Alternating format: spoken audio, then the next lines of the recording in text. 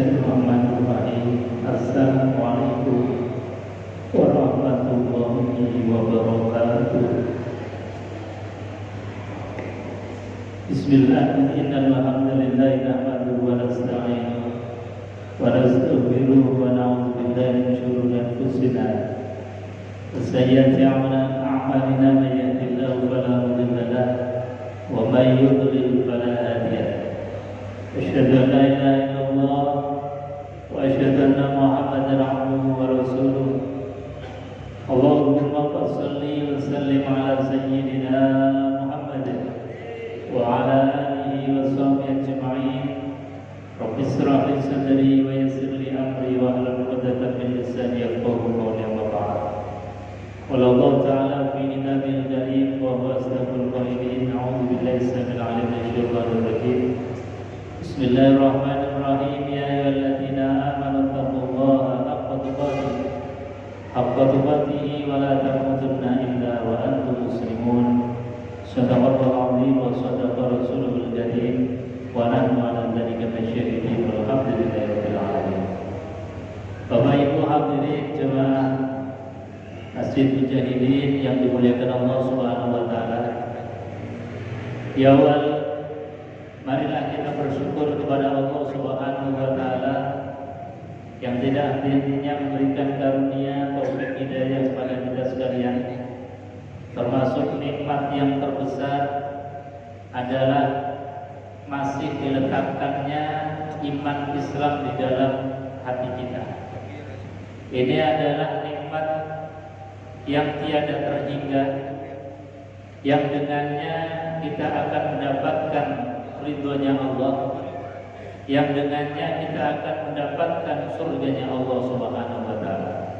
Maka ketika kita masih ditanamkan rasa iman, ihsan dan Islam di dalam hati kita, maka tidak ada kalimat yang patut kita ucapkan kecuali kalimat tahmid alhamdulillahirabbil alamin.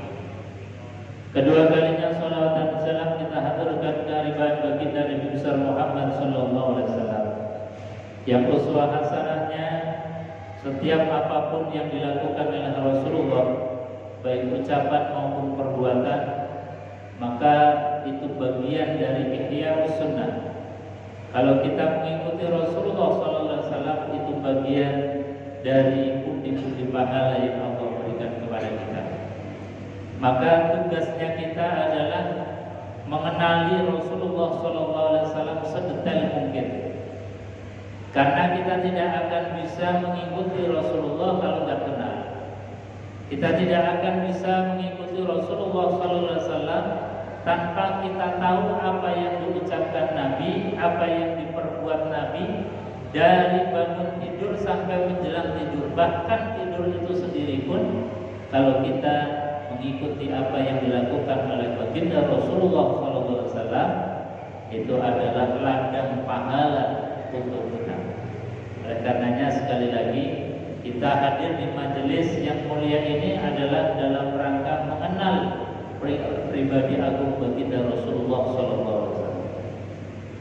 Bapak Ibu hadirin jemaah yang dimuliakan Allah, kita lanjutkan kajian kitab Al-Barzanji, masih di bab yang ke-14 tentang Isra dan Mi'raj baginda Nabi besar Muhammad sallallahu alaihi wasallam. Kemarin disampaikan bahwa Isra Mi'raj Rasulullah itu biruhihi wa jasadihi yaqazatan minal Masjidil Haram ilal Masjidil Aqsa. Bahwa Nabi Isra dan Mi'raj biruhihi wa jasadihi, dengan roh dan jasadnya. Ini penting, karena kalau perjalanan hanya dengan roh saja tanpa jasad, itu mungkin dengan mimpi bisa. Tetapi Nabi SAW perjalanan Isra Mi'raj itu biruhihi wa jasadihi. Bahkan disampaikan oleh Al-Barzanji yaqazatan, dalam keadaan terjaga, dalam keadaan mata itu melihat, dalam keadaan beliau tidak dalam keadaan tidur. Ini semakin menjelaskan bahwa peristiwa ini adalah peristiwa yang spektakuler. Ini ada di halaman 62 dan 63. Jadi sekali lagi, Nabi SAW itu Isra dan Mi'raj biruhihi wa jasadihi yaqozotan, dengan ruh dan jasad plus yaqozotan, artinya dalam keadaan terjaga, mata melihat, telinga mendengar, dan hati senantiasa bukan dalam keadaan tidur. Inilah baginda Rasulullah SAW. Maka peristiwa Isra dan Mi'raj ini bagian dari apa yang disebut sebagai al-mu'jiz atau mukjizat Rasulullah SAW. Bapak Ibu hadirin jamaah yang dimuliakan Allah. Kemudian apa yang melatar belakangi dari peristiwa ini juga pertemuan yang kemarin sudah disampaikan, bahwa di antara sebab yang menjadikan Nabi SAW diperjalankan adalah saat itu baginda Rasulullah dalam keadaan sangat sedih. Kenapa? Karena beliau ditinggal oleh orang yang dicintai. Pertama oleh paman beliau, kemudian selang 3 hari istri beliau yaitu Khadijatul Kubra dipanggil oleh Allah Subhanahu wa taala. Bapak Ibu hadirin jemaah yang dimuliakan Allah. Kemudian langsung di bagian terakhir dari bab ini disampaikan oleh Imam Al-Barzanji, oleh dari peristiwa besar ini adalah wa faradu alaihi wa ala ummati khamsina salatan, oleh dari Allah Subhanahu wa taala alaihi atas Rasulullah, wa ala ummati dan juga untuk umatnya, termasuk juga untuk kita, adalah hadiah istimewa dari Allah. Khamsina salatan, adalah diberikan oleh Allah salat yang jumlahnya saat itu adalah 50 waktu. Kita nggak bisa bayangkan 50 waktu, bukan 50 rakaat, 50 waktu. Kalau 50 rakaat masih mending, tapi ini 50 waktu. Sehari semalam 24 jam. Andai kata 25 jam, berarti setiap jam itu ada dua waktu sholat. Orang kober kerja, orang kober macam-macam. Jadi adanya itu hanya sholat. Ini rasanya kemudian kita nggak bisa bayangkan, andai kata tidak ketemu Rasulullah SAW dengan Nabiullah Musa alaihissalam. Jadi ringkas cerita, Nabi habis bertemu dengan Allah, faradhu alaihi wa ala ummati khamsina salatan, diberikan hadiah salat 50 waktu, kemudian ketemu dengan beberapa nabi. Pertama yang ditemui Nabiullah Ibrahim alaihissalam. Ini Nabi Ibrahim diceritain gak komentar apa-apa. Setelah kemudian ketemu dengan Nabiullah Musa, ditanya, wahai Muhammad, engkau dikasih perintah apa sama Allah Subhanahu wa taala? Nabi jujur, saya ini alhamdulillah diberikan perintah sholat 50 waktu. Nabiullah Musa alaihissalam itu sebetulnya gak ingin memberikan keringanan asalnya. Karena apa?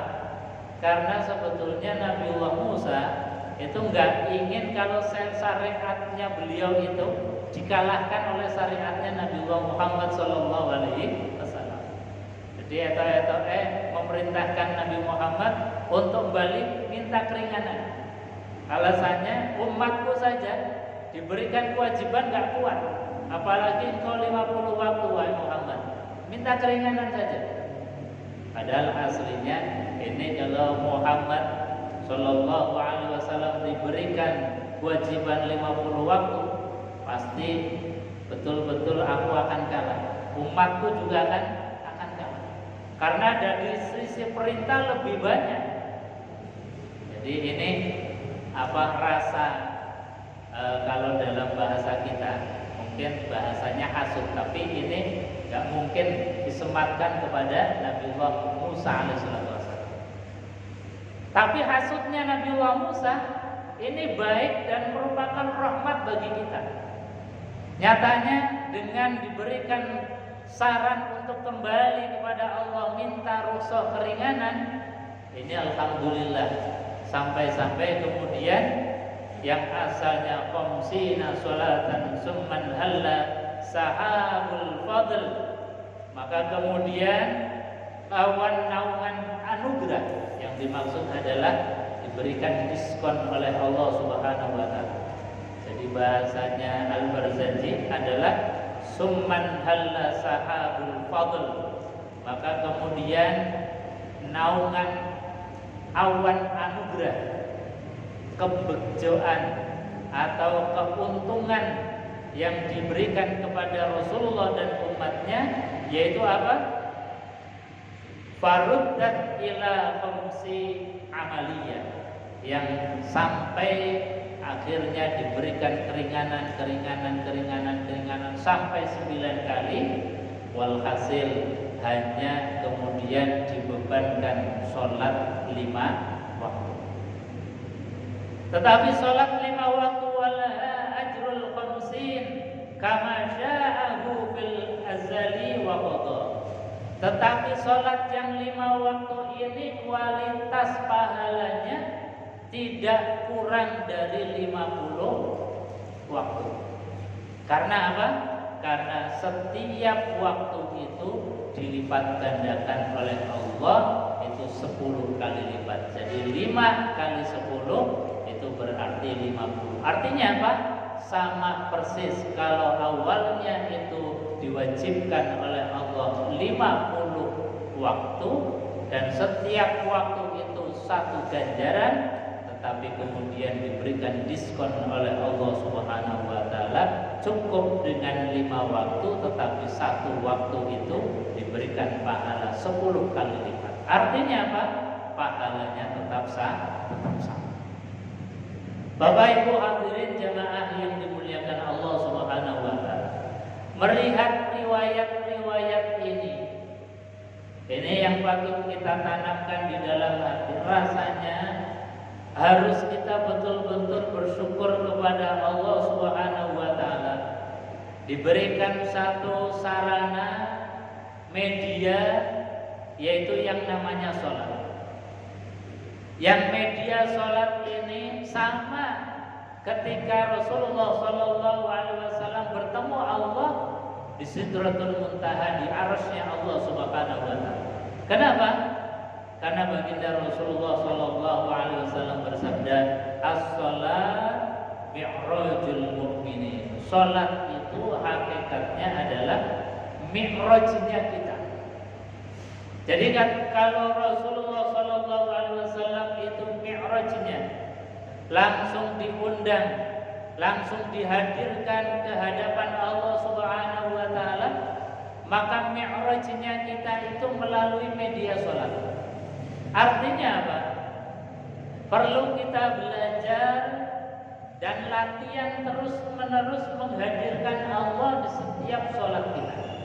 Nah, ini yang penting. Jadi sekali lagi, latihan terus-menerus menghadirkan Allah di dalam setiap sholat kita. Anta'budullah ka'annaka taro.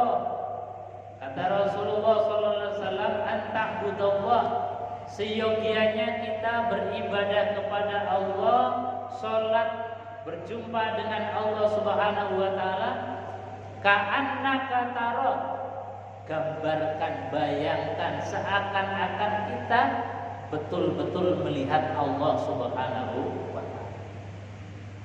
Namun kualitas premium ini rasanya belum bisa didapatkan oleh orang-orang awam seperti kita.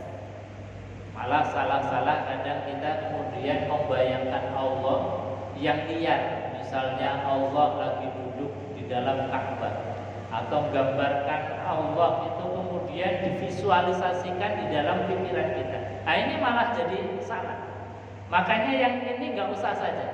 Karena apa? Kualitas keawaman kita tidak bisa anta'budallah ka'annaka tara. Kita tidak bisa beribadah kepada Allah, sholat kepada Allah Subhanahu wa ta'ala seakan-akan kita melihat Allah. Jadi nggak usah dengan model itu. Kita cukup dengan penghayatan, ya Allah, saya lagi sholat, bahwa Engkau pasti melihat. Maka dengan kualitas yang nomor 2, kata Rasulullah, anta'budallah ka'annaka tara, fa in lam yakun tara fa innahu yara.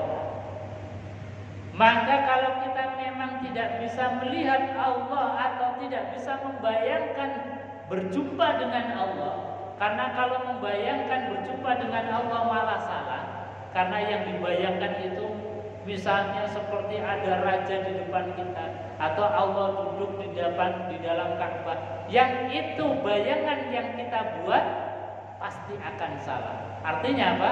Bayangan yang kita imajinasikan itu sebetulnya bukan Allah, dan pasti akan salah kalau kita membayangkan yang demikian. Maka kata Rasulullah SAW, ada cara yang kedua, fa in lam yakun tara fa innahu yaraka. Maka ketahuilah, yakinilah di dalam hati kita pasti Allah melihat kita. Nah ini yang harus kita tanamkan. Kalau ada keyakinan dalam hati fa innahu yaraka, bahwa sesungguhnya Allah melihat kita, rasanya tidak pantas kalau kita misalnya sholat dalam keadaan pelengahan, tengok ke kanan, tengok kiri, atau kita berjumpa dengan Allah Subhanahu wa ta'ala dalam keadaan yang tidak siap, dalam keadaan malas-malasan, dalam keadaan seadanya. Rasanya malu berjumpa dengan zat yang telah memberikan hidup, yang telah memberikan rizki, yang telah memberikan pakaian, yang telah memberikan apa saja kepada kita, tapi kita hadir kepada Allah dalam keadaan seadanya. Makanya Rasulullah SAW mengajarkan kepada kita, kalau kita hadir bersilaturahim, berjumpa dengan Allah, datanglah dengan penuh sukacita. Wasari'u ila maghfiratin min rabbikum. Bergegaslah. Jadi ada rasa ketergesaan kita untuk hadir berjumpa dengan Allah Subhanahu wa ta'ala. Fafirru ila Allah.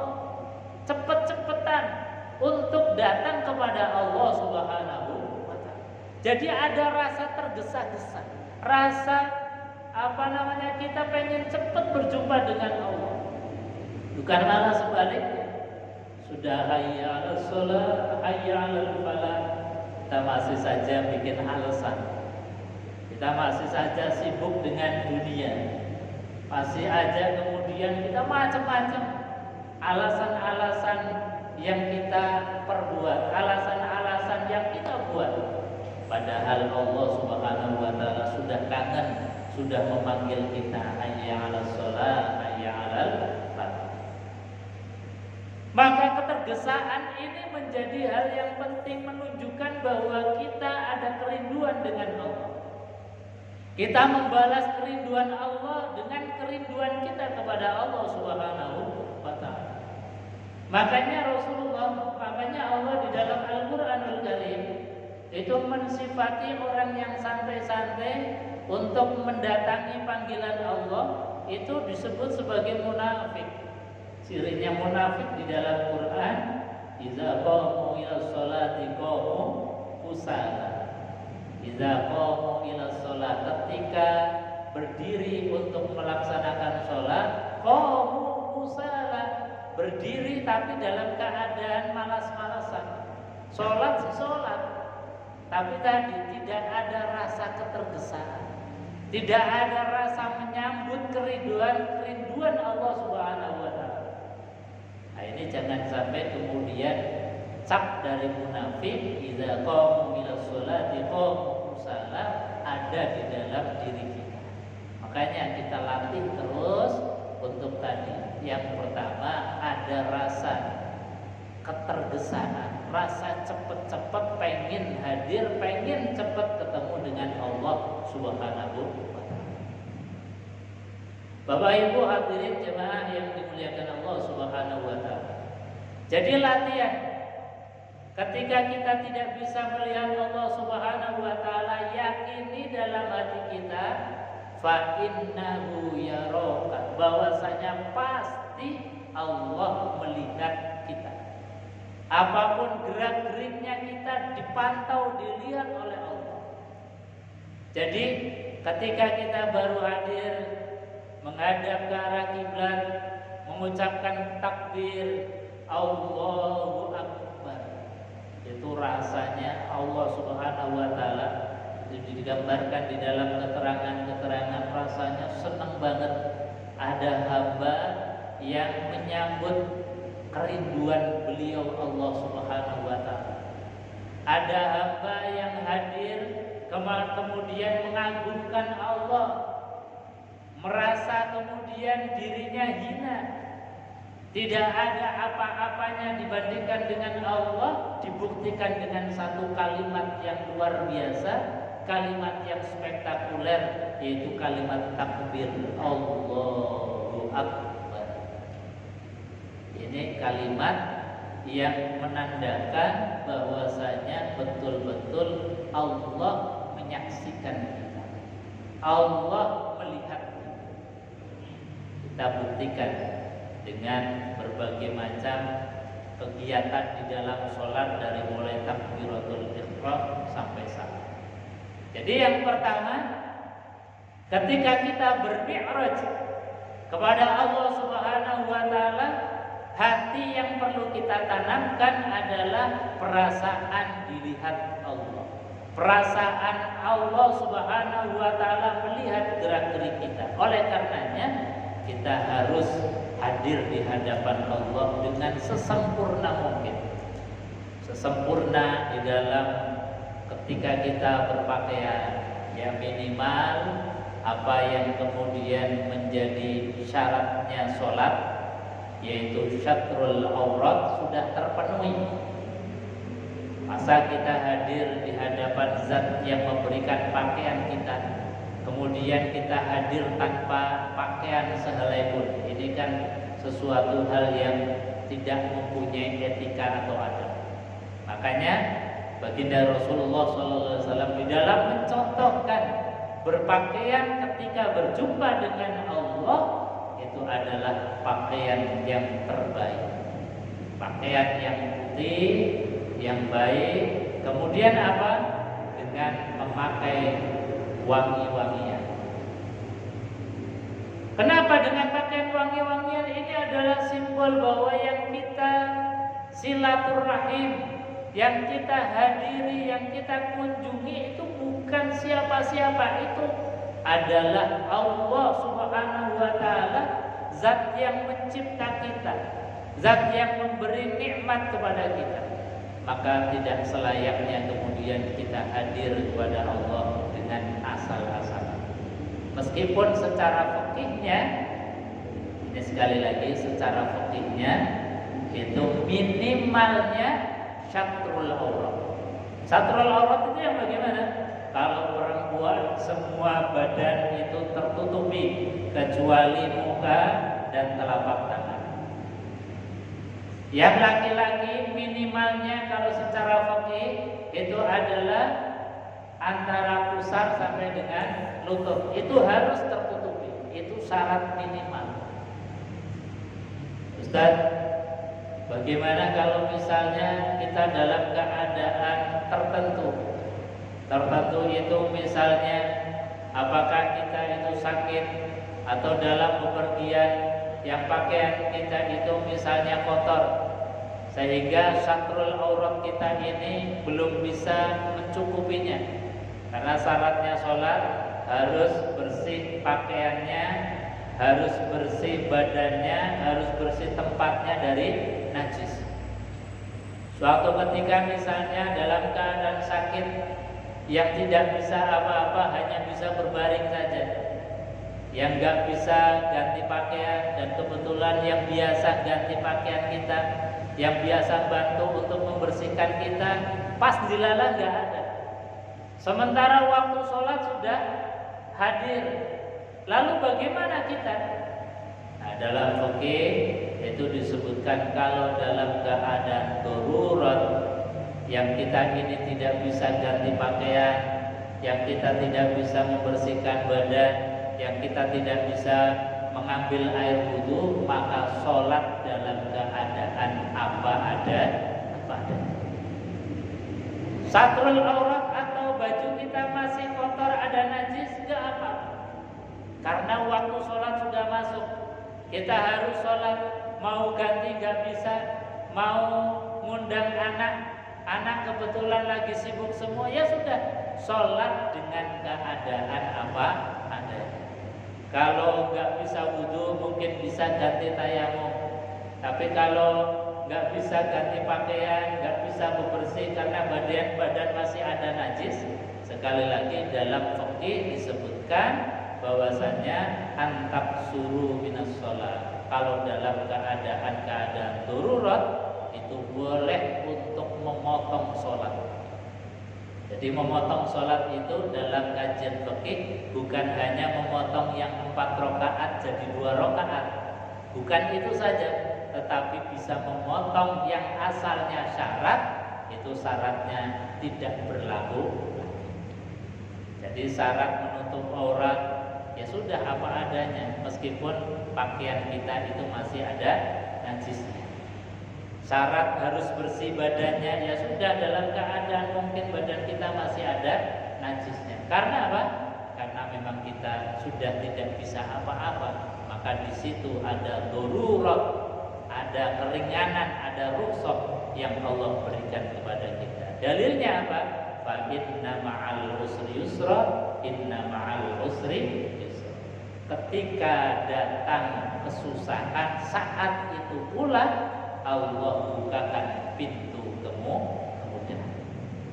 Ustaz, terus apakah nanti setelah kita disembuhkan oleh Allah Subhanahu wa taala, sholat yang belum mencukupi syarat itu harus diulangi lagi atau diqadha? Nah, di sini para ulama berbeda pendapat. Imam Syafi'i itu kalau sholat dalam keadaan belum mencukupi syarat, maka ketika nanti kita diberikan kesehatan oleh Allah, itu sholat yang tadi dalam keadaan belum lengkap syaratnya diulangi.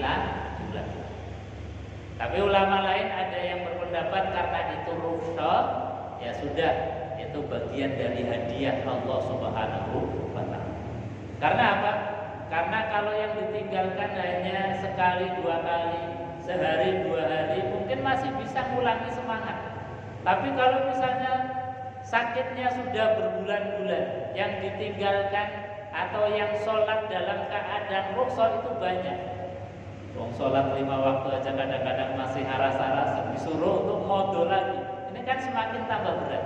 Maka kita bisa mengambil pendapat hukum para ulama yang tidak menganjurkan untuk mengulangi lagi. Karena apa? Karena sholat dalam keadaan yang tadi itu adalah sholat dalam keadaan rukhsah, dan ketika rukhsah itu adalah hadiah dari Allah Subhanahu wa taala, keringanan dari Allah Subhanahu. Maka ini yang menjadi penting. Kita harus punya ilmunya sholat dalam keadaan abnormal. Kalau dalam keadaan normal kan biasa, harus wudu, pakaiannya harus bersih dari najis, badannya harus bersih dari najis, tempatnya juga harus bersih. Menutup aurat, menghadap ke arah kiblat. Ini dalam keadaan normal. Tapi seringkali orang tidak punya ilmu bagaimana caranya sholat dalam keadaan abnormal. Sehingga apa? Seringkali kita dengarkan, seringkali kita lihat ketika diajak, Pak, sudah sholat belum? Belum sholat. Alasannya kemudian pakaiannya masih kotor, belum ada yang membantu mengambilkan air wudhu, belum ada yang membantu untuk menggantikan pakaian. Nah, ini menjadi ilmu kita.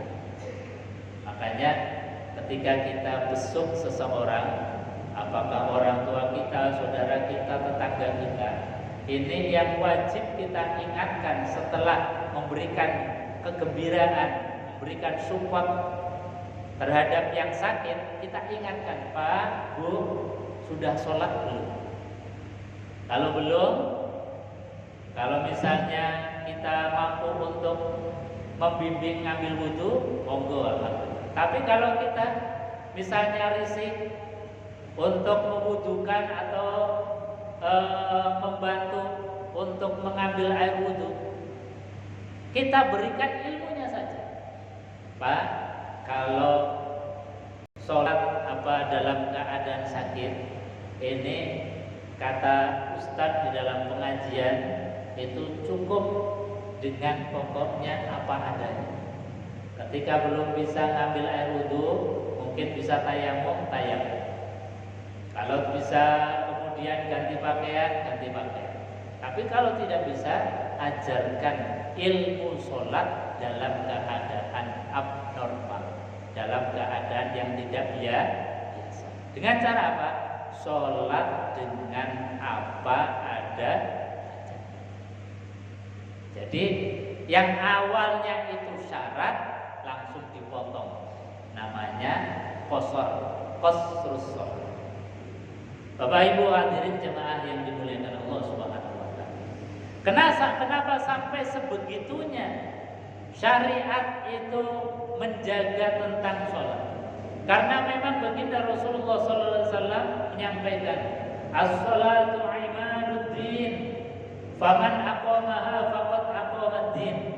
Sholat itu tiangnya agama. Kalau tiangnya agama itu kita tegakkan, maka agama itu menjadi tegak. Kalau tiangnya agama ini kita biarkan untuk roboh, tidak kita berdirikan, tidak kita tegakkan, maka agama kita pun akan roboh. Sebegitunya sholat itu menjadi pilarnya agama kita. Makanya dalam keadaan apapun, selagi pikiran itu masih berfungsi, selagi hati itu masih bisa merasa, kewajiban sholat itu masih melekat. Ini sholat, makanya saking pentingnya sholat ini, kemudian baginda Rasulullah SAW ketika mau diberikan perintah sholat 5 waktu, tidak cukup melalui malaikat Jibril, tetapi baginda Rasulullah SAW langsung ditimbali, diundang langsung. Jibril hanya menemani, itu pun hanya sampai ke Sidratul Muntaha, tidak mampu lagi melanjutkan perjalanan menuju Allah Subhanahu wa taala. Baginda Rasulullah sendirilah yang kemudian bertemu dengan Allah. Karena apa? Karena ada hal penting yang akan disampaikan, yaitu diberikan kewajiban 5 waktu sebagai sarana media untuk bertemunya Allah dengan kita. Sarana media kalau kita ingin bertemu dengan Allah, ya melalui sholat. Maka ketika kita sholat, itu kenapa kalimat yang pertama itu adalah kalimat takbir, Allahu Akbar. Karena itu untuk merontokkan nilai-nilai basyariah kita yang sering kemudian merasa dirinya lebih, merasa dirinya hebat, merasa akunya ini kuat, harus ditumbangkan dulu dengan kalimat takbir Allahu Akbar. Hadirlah kepada Allah itu bukan dengan kehebatan kita, tetapi dengan sifat kehambaan. Makanya Rasulullah SAW ketika mau Mi'raj bertemu dengan Allah yang dipakai bukan status kenabian beliau, bukan status kerasulan beliau, tetapi yang dipakai adalah status kehambaan. Subhanalladzi asra bi 'abdi. Ketika Nabi Mi'raj yang dipakai adalah status kehambaan, kita pun ketika Mi'raj melalui sholat jangan pernah merasa ketika kita ini berkuasa, jangan pernah merasa ketika kita ini kaya, jangan pernah merasa ketika kita itu punya diberikan kelebihan oleh Allah Subhanahu wa taala bentuk apapun, tetapi yang kita pakai di dalam berjumpa dengan Allah adalah status kehambaan kita. Makanya sholat itu dimulai dengan kalimat takbir agar kita hadir di hadapan Allah itu dalam posisi sebagai hamba yang kecil, hamba yang hina-dina, yang akbar hanya Allah Subhanahu wa ta'ala. Ini kalimat yang spektakuler. Jadi kalau kalimat takbir ini kita renungkan di dalam setiap sholat kita itu luar biasa. Rontok semua penyakit-penyakit hati kita itu dengan satu kalimat takbir. Kita yang sering merasa kaya, kita yang sering merasa bisa, kita yang sering merasa punya daya, itu di hadapan Allah Subhanahu wa taala enggak ada apa-apanya, makanya harus dirontokkan. Ketika bertemu dengan Allah, betul-betul ya Allah, saya datang ya Allah sebagai makhluk yang hina. Kami yang hina ini, yang penuh dengan dosa, yang penuh dengan maksiat, yang penuh dengan kesalahan, tetapi Engkau masih memperkenankan aku untuk rukuk dan sujud. Engkau masih memperkenankan aku untuk hadir di hadapan-Mu yang zat yang maha. Ini rasanya kemudian kalimat itu betul-betul menjadi kalimat yang kalau kita ini tanamkan kalimat takbir, ini betul-betul mengikis dari penyakit-penyakit hati kita. Penyakit hati sombong itu dengan kalimat takbir, tapi takbir yang penuh perenungan. Jadi di samping kita bermi'raj kepada Allah, sholat itu juga terapi. Sholat itu bagian dari kita bergeneral check up. Jadi kita general check up ruhaniyah kita itu 1 hari 5 kali. Saking pengennya Allah membersihkan kita, sampai dihadirkan satu media sarana pembersih, yaitu dengan sholat. General check up terus.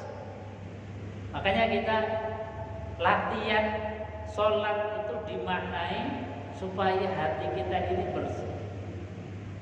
Kalau hati kita ini bersih, kita udkhulu bisalamin aminin, itu langsung dipersilahkan oleh Allah, silahkan masuk surga. Bisalam dengan damai, dengan selamat, dengan gak ada halangan suatu apa.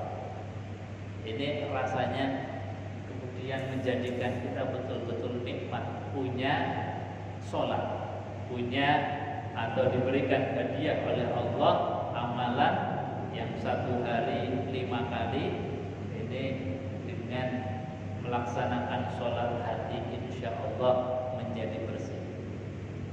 Bapak Ibu hadirin jamaah yang dimuliakan Allah Subhanahu wa ta'ala. Makanya Al-Imam Zaini Dahlan di dalam kitab beliau itu disebutkan tentang pentingnya menjaga sholat.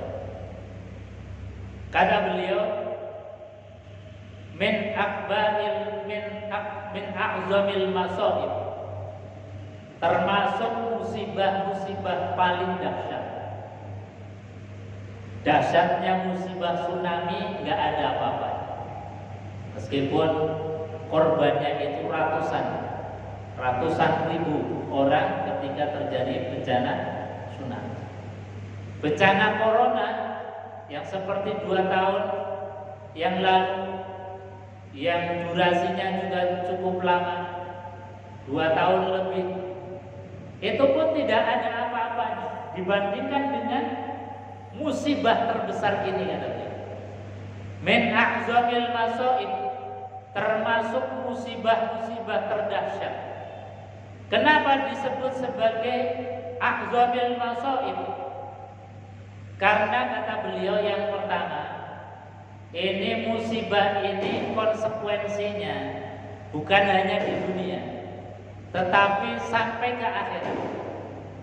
Kalau corona, tsunami, gunung meletus, itu kalau orang yang jadi korban meninggal dunia, sudah.